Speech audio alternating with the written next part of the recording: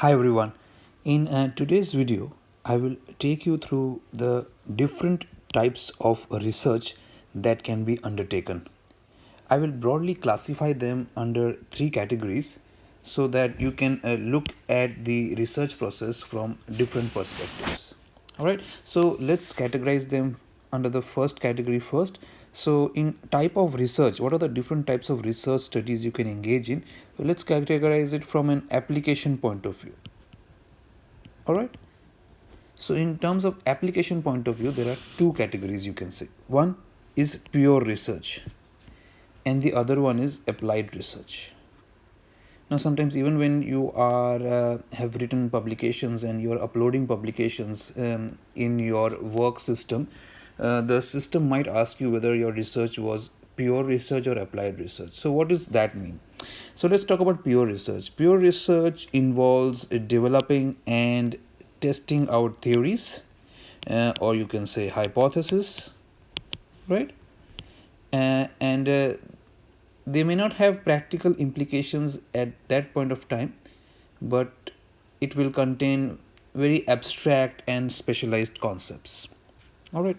It is also concerned with the development, examination, verification, refinement of research methods, you can say procedures, then techniques, tools, right, that form the body of the research methodology.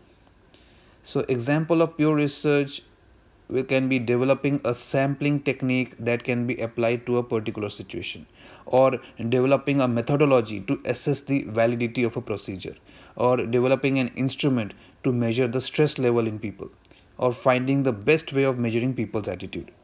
Now, if you are using a tried and tested methodology, then of course it is not a pure research. But if you are developing your own methodology, or trying to find new ways of measuring people's attitudes or something, then that will be pure research.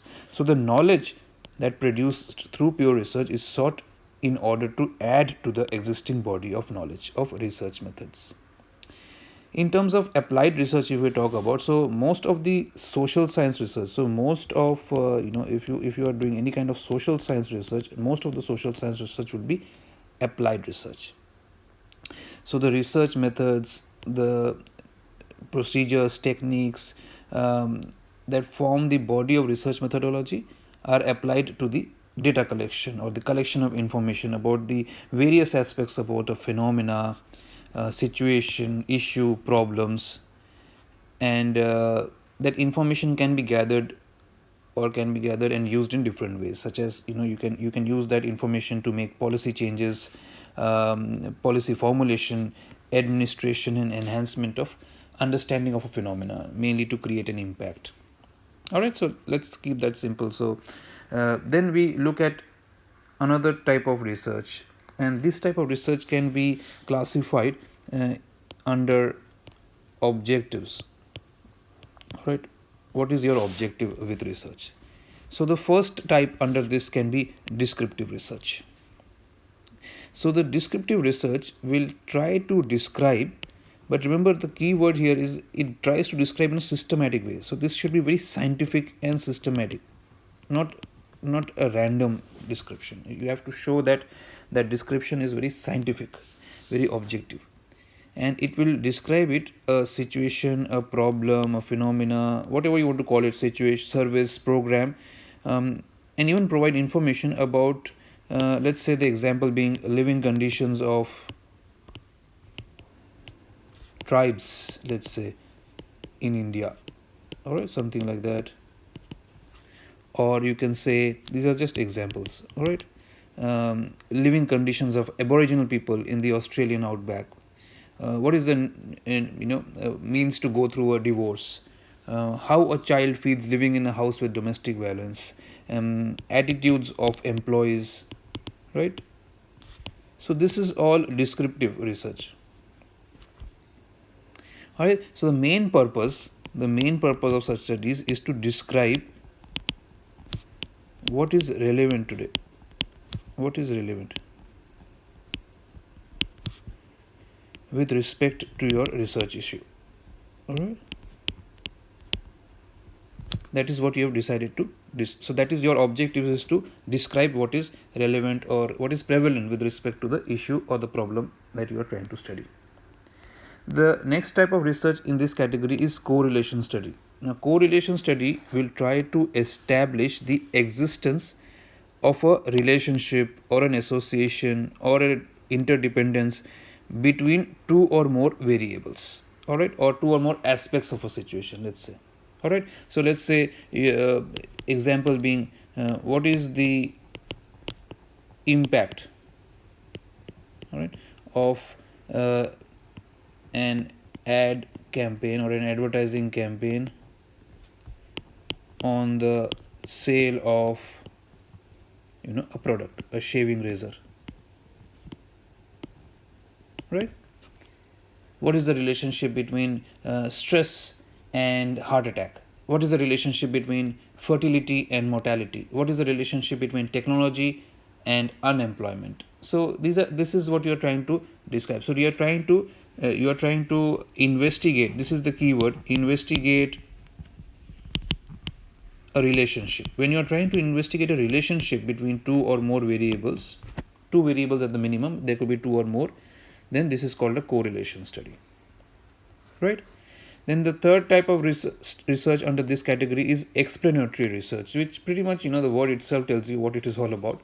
So it will clarify why and how there is a relationship between two or more variables. So in correlation study, you are trying to establish whether there is a relationship, but in explanatory, you are trying to explain why and how there is a relationship between two or more variables or two or more aspects of a situation. So this will be like example being why stress causes heart attacks or stressful living causes heart attacks, right? So why the home environment will affect the child's level of academic achievement, something like that. So the how and the why is what you are trying to explain. So that these are the two keywords. If you are trying to explain a how or a why, your research should be explanatory research. The fourth one I have included is exploratory research. Exploratory research is the objective here is to explore an area for which there is little knowledge available. All right, so there is not much, let's say, known about a specific tribe in the Amazon, and you are trying to trying to explore and you are trying to find more about it. So that is when you will try a exploratory research. So then there is a study that is carried out to determine its feasibility, whether it's feasible or not. So for that, you might have to start with a pilot study or something we call a feasibility study. Now let's say you have proposed that you will try to go into the jungles of Amazon and find out about the tribes of Amazon or something like that. Maybe it has not been done before. So you might have to first carry out a feasibility study or a pilot study to show whether you can actually carry out the big research or not. So because there is little known about it, people may be hesitant to fund your research or allow you to do a big scale research. You might have to do a small scale research first and try to prove that there is a study, and then you can take it further and do that as well. All right. Then the third type of research category or types of research can be categorized under what is the mode of inquiry. All right, how you want to go about it, how you want to research. In that, you have a structured approach first. So in this structured approach, everything right from the objectives to the design, sample, questions, which we all put together and call it research process, it is predetermined by the researcher. All right, so the example being, let's say you are trying to find out how many people feel that speeding limit on highways should be increased. All right, then you will carry out a structured research because everything is very clear to you.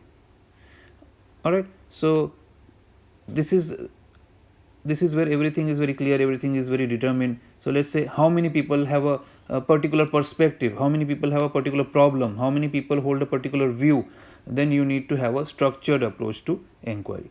But before undertaking a structured inquiry, an unstructured inquiry must be undertaken to ascertain the diversity in the phenomena, which can then be quantified through the structured inquiry. So let's make it let's make it simple through examples. Now in structured approach, you may have the quantitative approach or the qualitative approach, which you all know about, qualitative and quantitative studies, right? So if the study is classified as quantitative, what is that meaning? So you want to quantify, you want to give it a value, you want to give it a number, you want to quantify the variation in a phenomena, situation. So you are trying to gather information using variables. If the analysis is geared to ascertain the magnitude of a variation. So example is, how many people have a problem? How many is your question, is how many people have a problem, let's say with speeding limits on highways, right? Then it is quantitative. With qualitative, you are describing a situation, a phenomena or a problem, whatever you want to call it, an event. So here the information is gathered through the use of variables measured on either nominal scale or ordinal scale. Now what does that mean? Now we talk about all these values, but what does it mean in simple terms? So you are not trying to quantify anything here, you are not trying to give it a value or anything, you are trying to describe. All right, so why people have a problem with speeding limits on highways, you know, how is this problem affecting the community? You're trying to describe things, you're not trying to give it a number. All right, so then you start talking about the why, you know, not many, how many, you are not giving it a number, this is a number, a quantification, no numbers here. All right, you're trying to describe, a description study is qualitative study. So in structured inquiry, you can have a qualitative or a quantitative study. Now what is unstructured? So like I said, in unstructured, there is flexibility in the research process. So when do you carry out a unstructured? So the unstructured allows flexibility, because here you are trying to like I said, you do this before the structured. So what happens is, an unstructured must be undertaken to ascertain if the problem does exist. All right, you can say that is when you do it. That is why it is flexible. You're trying to find ways to determine if a problem does exist or not. So do people really want to change the imposed speed limits on highways, or is it your thinking? So anytime you start to go into research, your first step will always be to define a research problem, right? A research problem.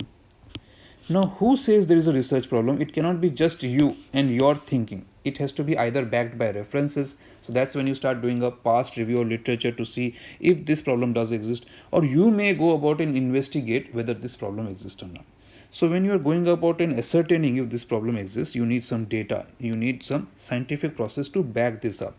So that is when you carry out an unstructured research, where you are using flexible methods to find out if the problem exists. Once you know if the problem does exist, then you can use the structured approach of inquiry. And from the structured approach, you can of course find out whether you want to use a qualitative or a quantitative approach. If you want to quantify something, give it some value, you will use quantitative, or you will get qualitative. Now both the methods have their strengths and weaknesses, advantages and disadvantages. You cannot say that one is better than the other. All right, it will all come down to the variables that you have identified, the purpose of your study. So it all comes down to the purpose of the study, the variables you have identified. So the research question you want to answer, what is your research question? So this is where it comes down to. So guys, I thought I will just try to make a short video and explain what are the different types of research, how it is categorized, how it is classified, and you can then decide depending on your purpose as to which method you want to use, why you want to use it. And this will also help you to explain it to your supervisors or your guides or your research office, because that shows that you have a clear understanding of the process and the methods that are there. This is an important video, guys. So let me know if you have any questions or any doubts, concerns, comments, something you want to add to. And as I go further, I will also talk about the paradigms of research in my separate video, because that requires some other explanation as well. All right, so good luck with your study, guys, and let me know what you thought about this video. Bye.